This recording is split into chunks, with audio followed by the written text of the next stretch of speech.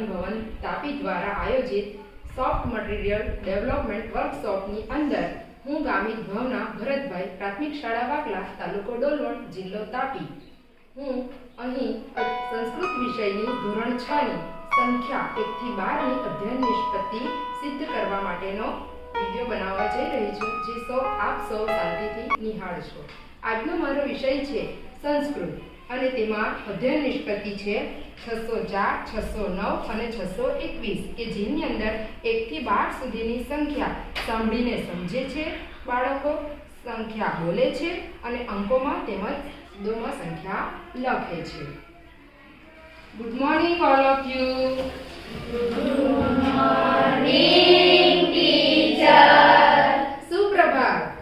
સુપ્રભાત, teacher. ઉપવિશતુ. ધન્યવાદ, teacher. વિદ્યાર્થી મિત્રો, આપણને ખ્યાલ છે આપણે કોઈ પણ જગ્યાએ જઈએ, દુકાન હોય કે બજાર હોય, આપણને સંખ્યાની ખૂબ જ જરૂર પડે છે. આપણે દુકાનમાં 2 રૂપિયાની બોલપેન લઈએ તો પણ આપણે ગણતરી કરવી છે અને 100 રૂપિયાની લઈએ તો પણ ગણતરી કરીએ છીએ. આપણે જાણીએ છીએ આપણે ગણતરી હમણાં સુધી અંગ્રેજી અથવા તો ગુજરાતીમાં કરીએ છીએ, પરંતુ સંસ્કૃતમાં પણ સંખ્યાની સમજ આપણને હોવી જોઈએ. એટલે આજે આપણે સંસ્કૃત વિષયમાં 1 થી 12 સુધીની સંખ્યાઓ જાણીશું. તો આજનો આપણો વિષય છે સંસ્કૃત સંખ્યા. જુઓ, અહીં મારી પાસે કેટલાક ચોક છે, આપણે ગણીશું અને એનો આપણે અભ્યાસ કરીશું. ચલો, કોણ કહેશે મારી પાસે આ કેટલો ચોક છે? ગંગા, તમે બોલો. 1. સરસ, વેરી ગુડ. 1 ચોક છે. 1 ને સંસ્કૃતમાં આપણે જોઈશું, શું કહીશું? અહીં ચાર્ટમાં જોઈએ, 1 ને કહેવાય એકમ. હવે મારી પાસે કેટલા ચોક થયા? હા, દિવ્યા કુમારી? 2. Very good. 2 ને આપણે કહીશું દ્વે. હવે હું ઉમેરીશ 1 ચોક વધારે. કેટલા થયા ચોક? પૂજા? યસ. 3. Very good. 3 ને સંસ્કૃતમાં કહેવાય ત્રીણી. હવે જોઈશું 4 ચોક છે, તો 4 ચોકને આપણે કહીશું ચત્વારી. ત્યારબાદ હું લઈશ 5 ચોક. 5 ને સંસ્કૃતમાં કહેવાય પાંચ. ત્યારબાદ લઈશ 6 ચોક. 6 ને સંસ્કૃતમાં કહીશ ષાઢ. ત્યારબાદ એક વધુ ઉમેરીએ એટલે મારી પાસે થયા 7 ચોક. 7 ને સંસ્કૃતમાં અહીં લખ્યું છે સત. ત્યારબાદ ઉમેરીશ 1 ચોક એટલે કેટલા થયા? કોણ કહેશે? જી સુજીતા? 8. 8 ને સંસ્કૃતમાં કહેવાય અષ્ટ. ત્યારબાદ હજુ 1 ચોક ઉમેરીશ એટલે 9 થયા. 9 ને સંસ્કૃતમાં 9. હવે 10 થયા મારી પાસે. 10 ને પણ સંસ્કૃતમાં 10 કહેવાય છે. ત્યારબાદ 11. મારી પાસે 11 ચોક છે. હવે જેમ 10 ને 1 11 તો તેમ એકાદશ એટલે 11. અને હવે ટોટલ મારી પાસે 12 ચોક થયા છે. 12 ને સંસ્કૃતમાં કહીશું દ્વાદશ. ચોકની ગણતરીમાં બધાને સમજ પડી છે? હા. હવે આપણે ચાર્ટ દ્વારા, નાના ચાર્ટ દ્વારા જોઈશું અને આપણે સ્ટાર પણ એમાં ગણીશું.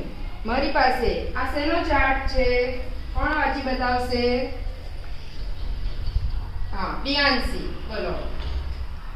એકમ. કેટલા સ્ટાર છે અંદર? 1. Very good. ચાલો, હવે કોણ વાંચશે? કૃષિ કુમારી. યસ. 2. અંદર કેટલા સ્ટાર છે? 2.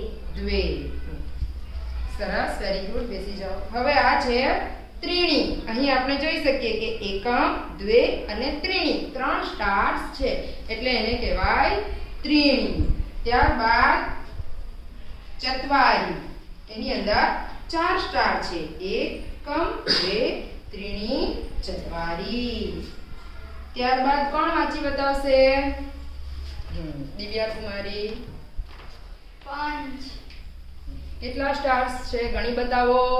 एकम द्वे त्रीणि चत्वारि पंच વેરી ગુડ. ચાલો ત્યારબાદ કોણ ગણી બતાવશે કેટલા સ્ટાર્સ છે?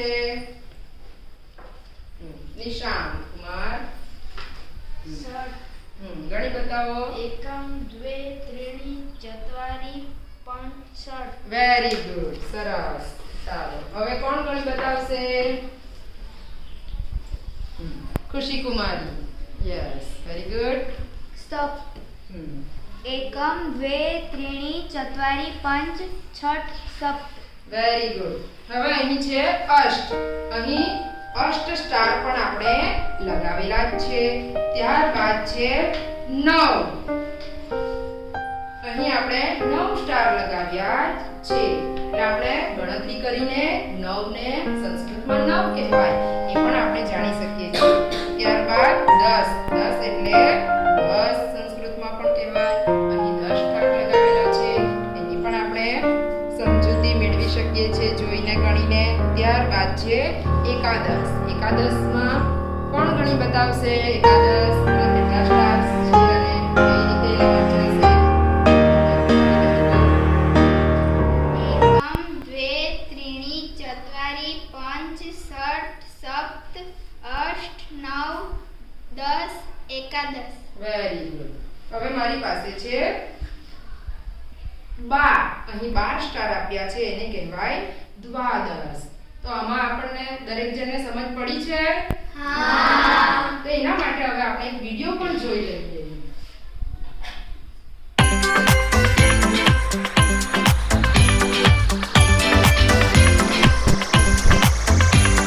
હવે આપણે વિડિયો જોઈશું. આ એકમ એટલે 1. આ દ્વિ એટલે 2. ત્રીણિ એટલે 3. ચત્વારી એટલે 4. પંચ એટલે 5. ષટ એટલે 6. સપ્ત એટલે 7. અષ્ટ એટલે 8. 9 એટલે 9. 10 એટલે 10. એકાદશ એટલે 11. દ્વાદશ એટલે 12. જોયું ને, ચિત્રો સાથે આપણને ગણતરી સાથે સંખ્યાનું પણ જ્ઞાન મળી જાય છે. હવે જુઓ, મારી પાસે કેટલીક વસ્તુઓ છે તે હું પૂછીશ. મારી પાસે કેટલી કાતર છે? તમારે સંસ્કૃતમાં જવાબ આપવાના છે. હા, અંજલિ કુમારી. एकम વેરી ગુડ. એકમ. ચલો, મારી પાસે કેટલી ફૂટપટ્ટીઓ છે? કોણ કહેશે? મનીષ કુમાર. त्रीणि ત્રીણી. Very good Manish Kumar. ચલો, મારી પાસે કેટલા પાંદડા છે? કોણ કહેશે? રોબિન કુમાર. 60. એકમ, દ્વે, ત્રીણી, ચત્વારી, પંચ અને 60. Very good Robin Kumar. મારી પાસે કેટલા રૂપિયાની નોટ છે? પ્રિન્સ કુમાર. 10. Very good. સંસ્કૃતમાં 10 ને 10 જ કહેવાય, તો 10 રૂપિયાની નોટ છે. ચલો, ખુશી કુમારી. ખુશી, સ્કેચ પેનો છે. द्वे त्रीणि चत्वारि पंच षट् सप्त अष्ट नव दस एकादश द्वादश द्वादश વેરી ગુડ. દ્વાદશ સ્કેચ પેનો છે. હવે હું તમને એક પ્રવૃત્તિ આપીશ, તમારી ગ્રુપમાં ચર્ચા કરીને એ પ્રવૃત્તિ કરવાની છે. આ પ્રવૃત્તિની અંદર તમારે સંખ્યા શબ્દોમાં છે તે તમારે શોધી કાઢવાની છે અને માછલી આપેલી છે તેને ક્રમ વાઇઝ થપ્પા જોડી દેવાના છે. શરૂ કરીએ.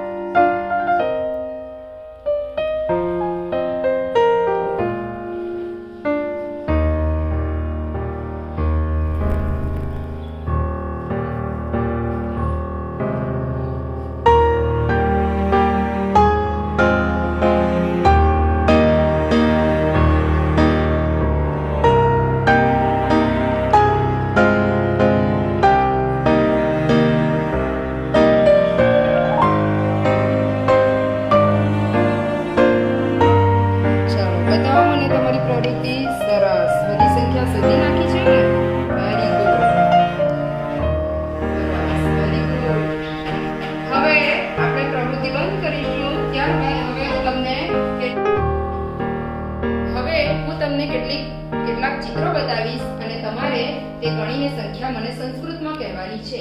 અહીં આપણે જોઈ શકીએ મારી પાસે કેટલી લખોટીઓ છે. કોણ કહેશે મને જવાબ? હર્ષકુમાર. મારી પાસે ચકવારી લખેલું છે. Very good. જોઈએ જવાબ આપણે. મારી પાસે ચતવારી એટલે કે 4 લખોટીઓ છે. ચાલો બીજું ચિત્ર બતાવું. મારી પાસે કેટલી પેન્સિલ છે? કોણ કહેશે? નિશાંત કુમાર. મારી પાસે 7 પેન્સિલ છે. Very good.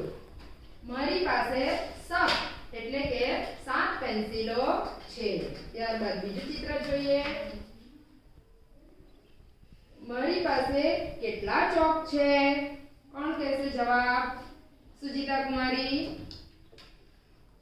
8 ચોક છે. Very good. આપણે અહીં ગણીશું એકમ, દ્વે, ત્રીણી, ચત્વારી, પાંચ, ષટ, સપ્ત અને અષ્ટ. કે મારી પાસે અષ્ટ ચોક છે. હવે હું તમને એક બીજી પ્રવૃત્તિ આપીશ. બરાબર? આ પ્રવૃત્તિની અંદર તમારે અહીં સંસ્કૃતમાં અંકો આપ્યા છે એને તમારે શબ્દોમાં લખવાના છે. ત્યારબાદ શબ્દો અને અંકો બંને આપ્યા છે એના જોડકા જોડવાના છે અને ત્યારબાદ સંખ્યા શબ્દોમાં આપેલી છે તો તમારે તેને સંખ્યામાં લખવાના છે. ચાલો તો હવે આપણે કરીએ.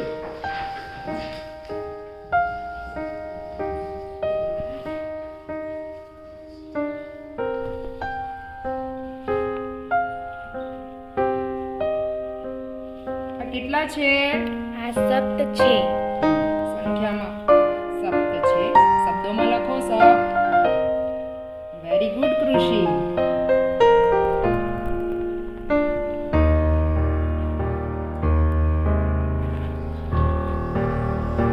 આ કેટલા છે? એકાદશ. એકાદશ ને લખો શબ્દોમાં.